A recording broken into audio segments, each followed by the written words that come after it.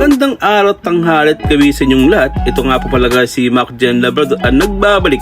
So ngayon guys, meron tayong isang request dito sa isang dalawang magkakaroon ng kaarawan.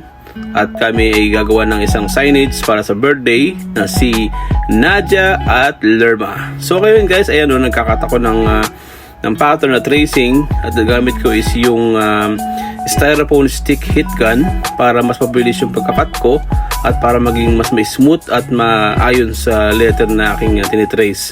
So ayan guys, maganda ang kanyang pagkakagawa, magayos yung pagkaka-pattern niya. Bali, kailangan talagang patient at determinasyon, yan para naman maging maayos ang pagkakakat, diba? So nauna tayong itaas, sunod naman yung pinakababa niya, kailangan natin ayusin din at dahan-dahan lang. Bali guys, yung pinaka-hit ganyan guys is